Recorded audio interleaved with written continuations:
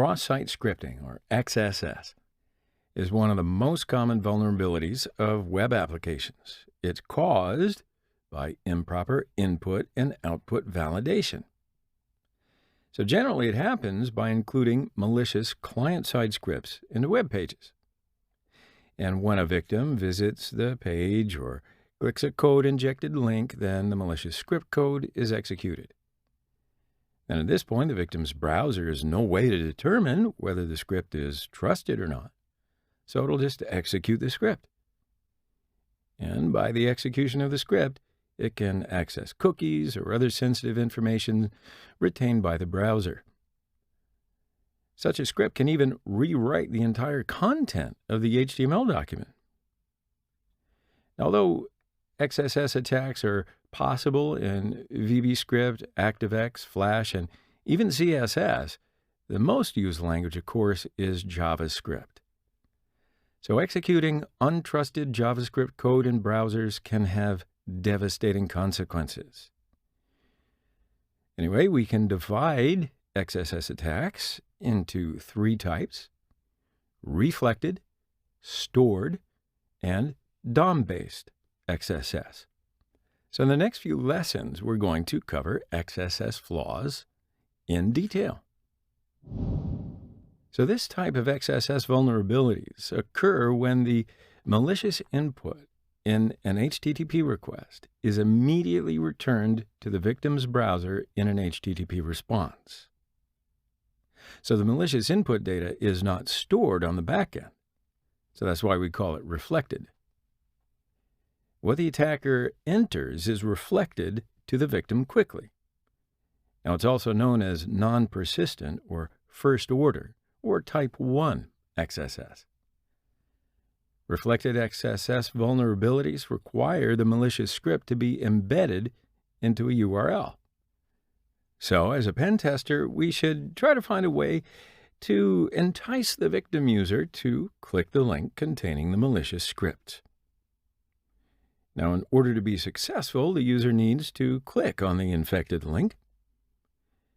But before that, we need to use whatever social engineering technique we need to deliver the infected link to the potential victims.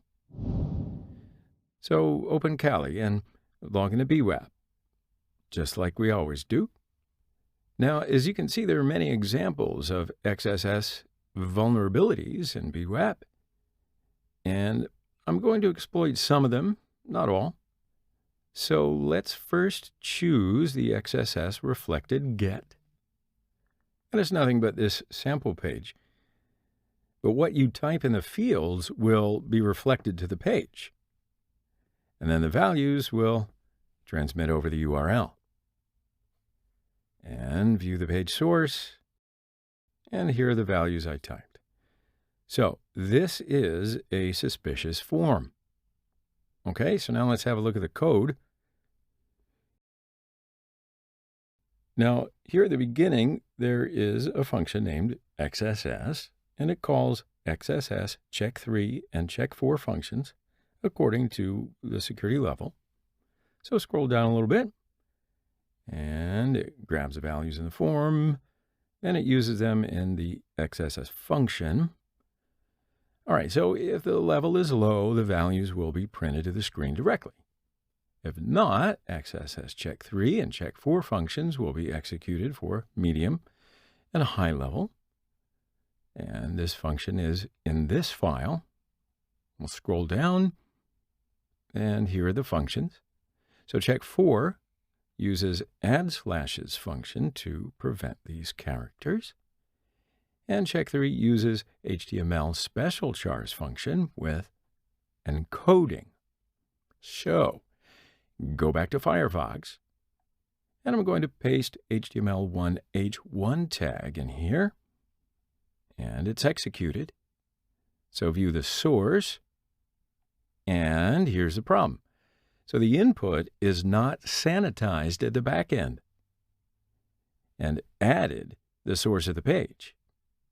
So let's look to see, and there's no difference between this tag and any other HTML tag on the page. No encoding or anything else. and this tag is reflected with the page to us again. So now I'm going to paste another HTML tag.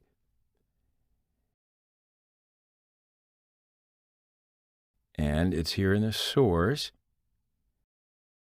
Okay, so this time I'm going to add this tiny JavaScript code, and it's also executed. So view the source, and here are the script tags that we sent. And now I'm going to change this JavaScript code a little bit. Then fill in the form and go. And in the message box, we see the cookies and the session ID as well. So how do we benefit by executing JavaScript in the browser?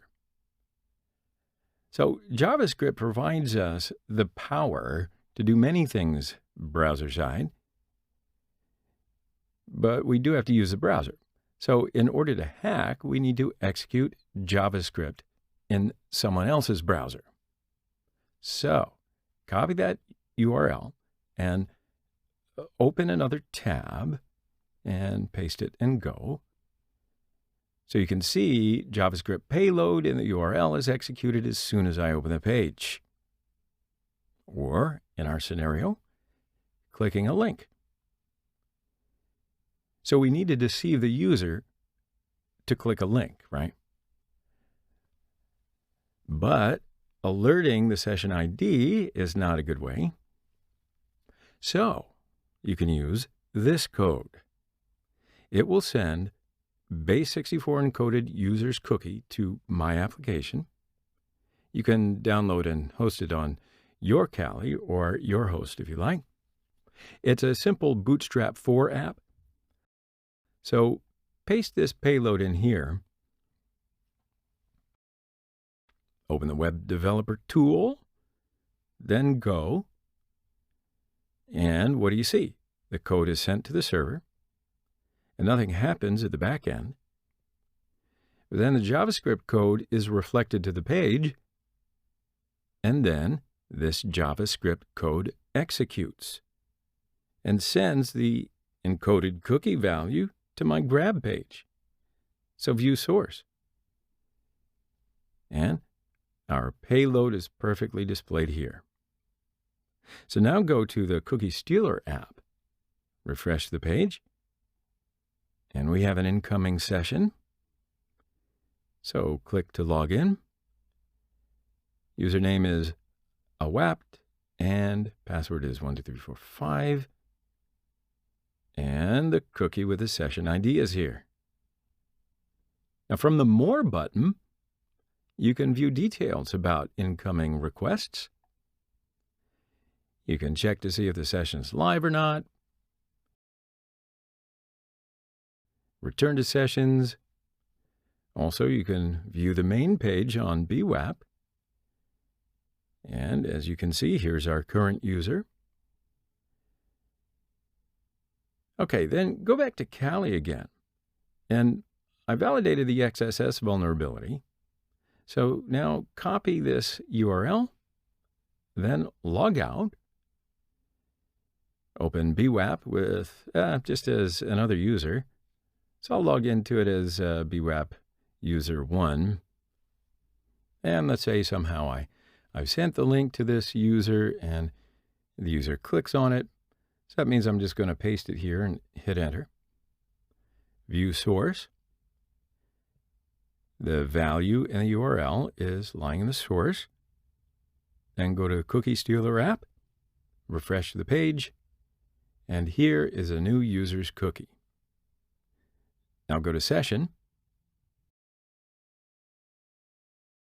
and it is BWAP user 1 session. So we stole the session ID value of the user and we'll use it to authenticate ourselves. Good. So let's have a look at some other examples.